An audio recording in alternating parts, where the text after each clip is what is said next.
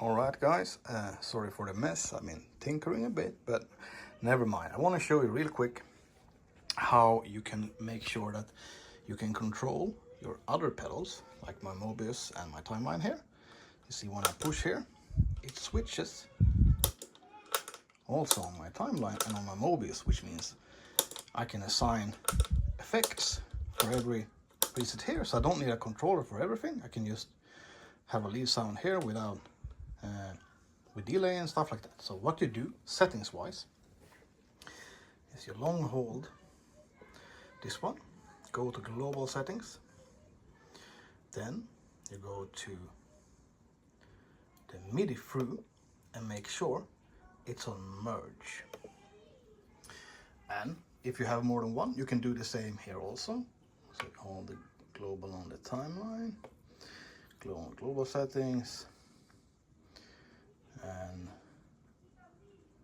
it's midi t, then you make sure that's also on merge, and this one is also on merge. So what this does is that the midi out here is going into my timeline, and this one merges that and sends it on. So the thing is then that on every setting corresponds. So the first one, if we go to bank 0 and the first patch, it will load up the first patch, bank 01 and bank 01. So if I go here, I will now get bank 02. And the thing is here, that as you know, there's only what A and B settings on these two, and A, B, and C on this one. So when I go to C, it goes to bank 1, patch 1. So this one will just go on. So you just need to keep track on the numbers.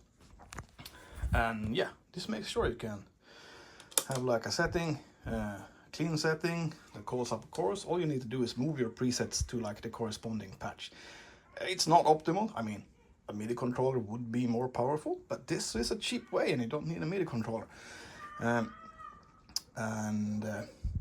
That's about it. And we need to make sure then that, because when it's sending like all the MIDI controls, so now my gain, when it's below 5, it means it's enabled on these two, but don't worry about that.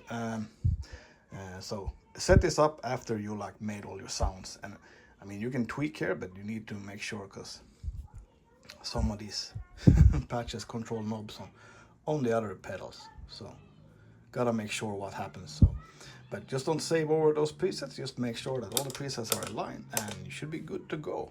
I'm quite excited. Thanks to Peter from ikmultimedia just to telling me I was an idiot and didn't figure this out.